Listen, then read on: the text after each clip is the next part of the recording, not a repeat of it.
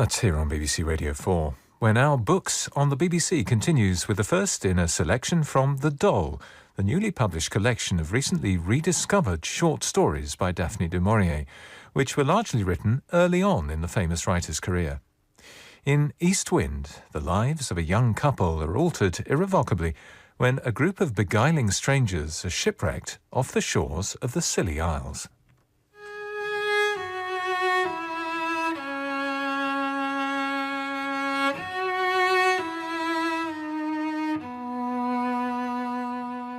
Nearly 100 miles west of the Scillies, far from the main track of ships, lies the small, rocky island of St Hilda's.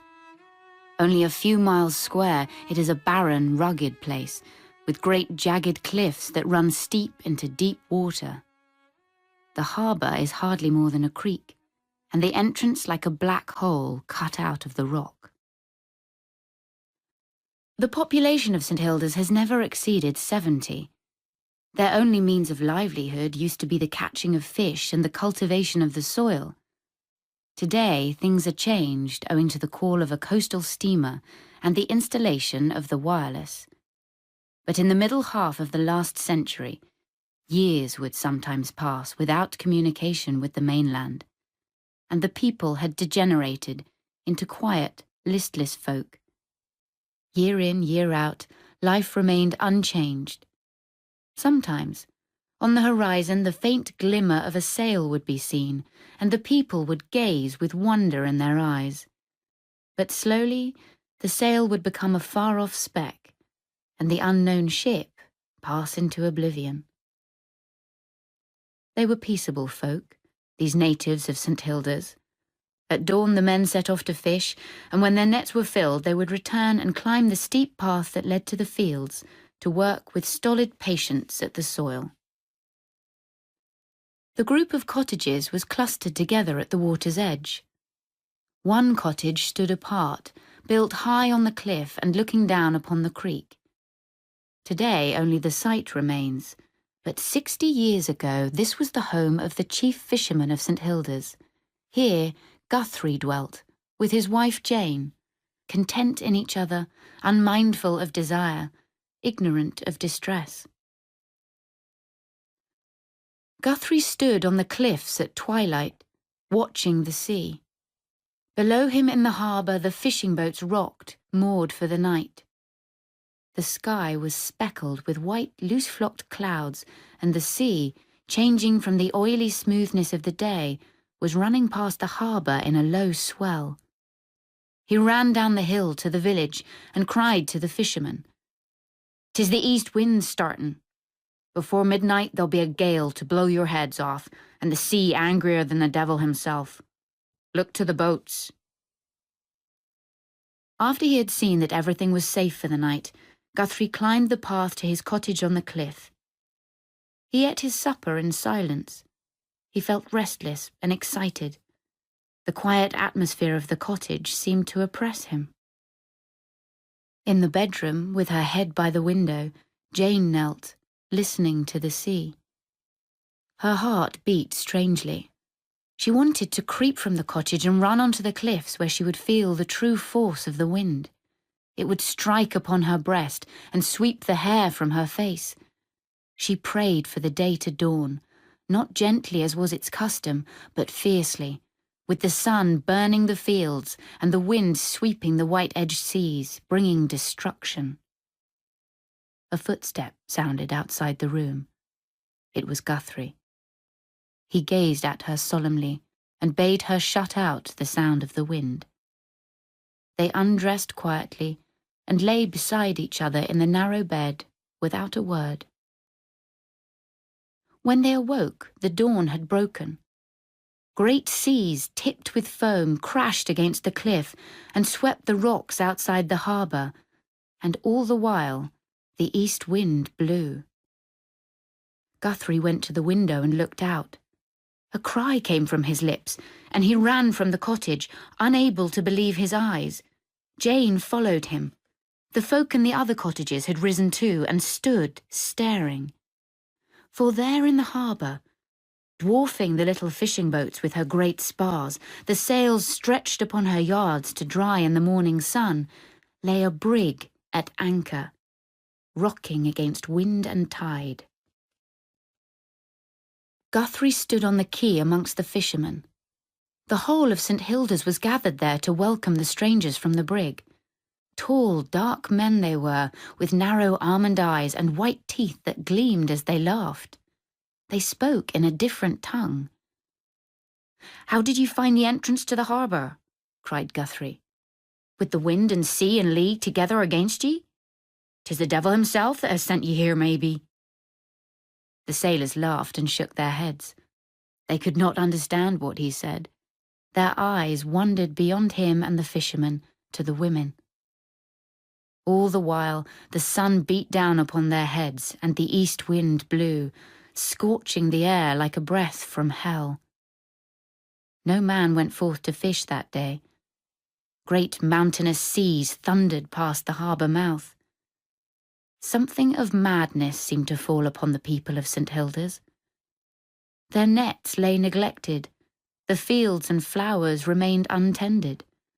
There was no interest in their lives but the sailors from the ship.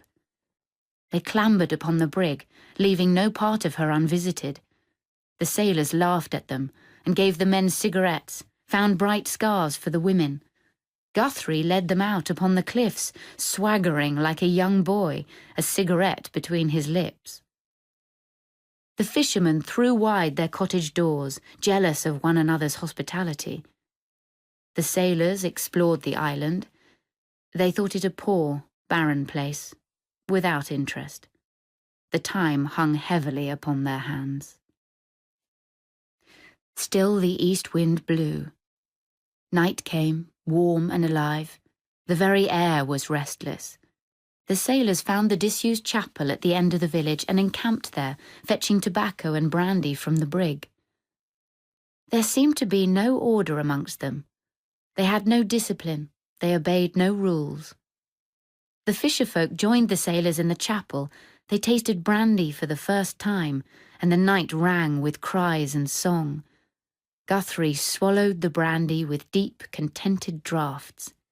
He laughed with the sailors. What did it matter if he did not understand their words? Beyond the island lay the other lands, the homes of these sailors. Here he would find life and beauty and strange, incredible adventures. The women danced with the sailors. Crazy tunes broke into the air. The women were whirled from their feet, their petticoats flying out behind them. A sailor came across to Jane and smiled, holding out his arms. She danced with him, flushed, excited, eager to please. Faster, faster went the music, and faster flew their feet around the room. She felt his arm tighten round her waist and was aware of the warmth of his body against hers. She raised her head and met his eyes.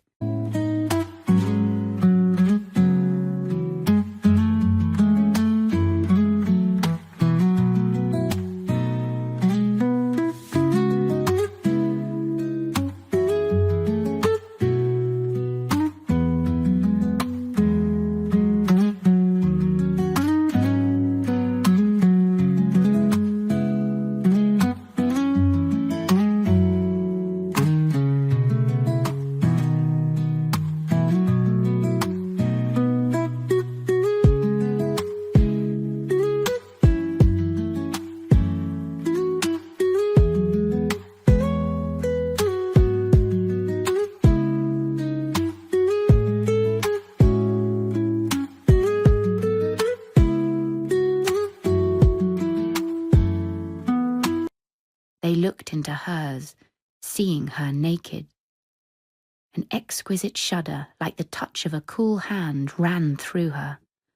Her legs felt weak beneath her. She lowered her eyes, conscious of desire, and turned to see if Guthrie had noticed, guilty for the first time. And the east wind blew against the church, shaking the roof, and the surf broke and thundered on the shore. The next day dawned the same, hot and relentless. The wind did not weaken in its power, nor the sea lessen in its fury. The fishermen leant with the sailors against the harbour wall, drinking and smoking. The women stood at the doors of the cottages, impatient with the children, restless, waiting for a smile. The day passed, and another night, and yet another day. Night fell once more. Guthrie sat in the cottage, his head between his hands. Only one thing could prevent the sound of the wind from screaming in his ears. He staggered down the hill to the church and drank greedily, senselessly, giving himself to it, forgetting the wind and the sea. Jane closed the cottage door behind her and ran out onto the cliffs. The wind leapt through her hair.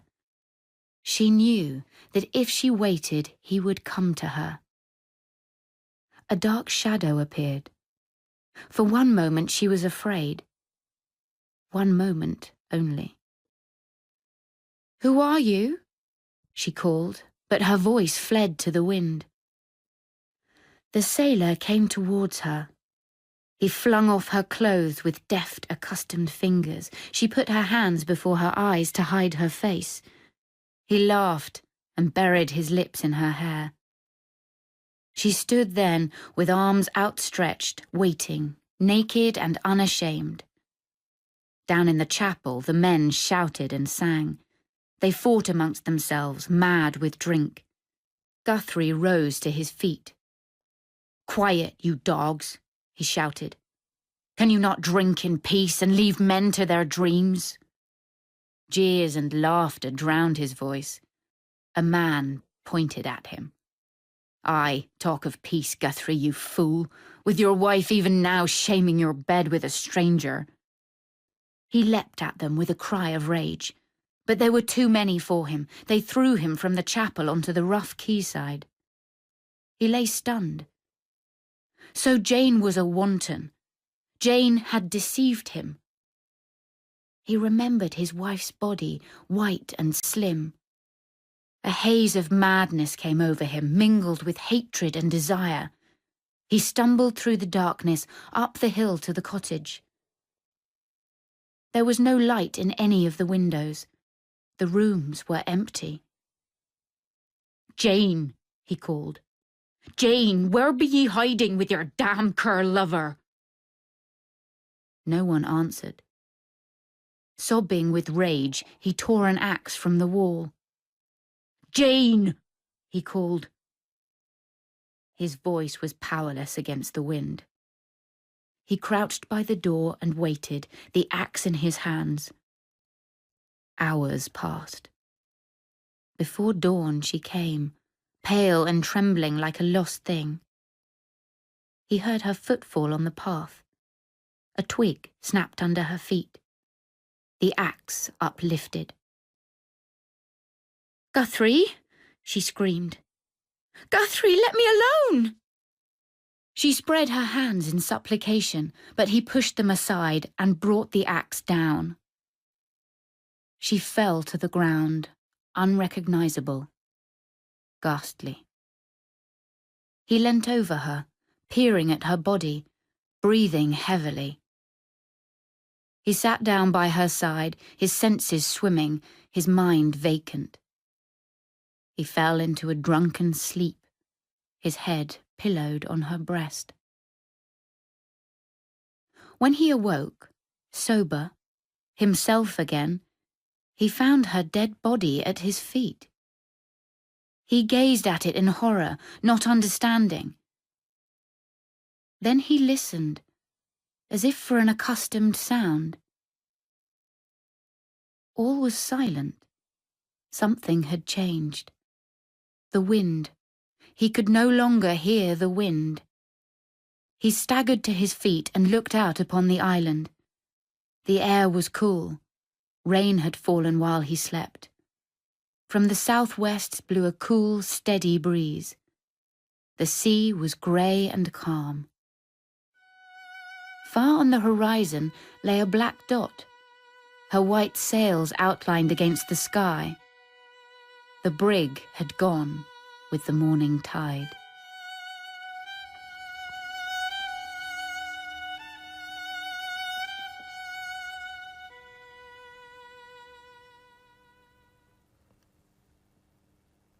Anna Madeley was reading East Wind by Daphne du Maurier and abridged by Richard Hamilton. The producer was Elizabeth Allard.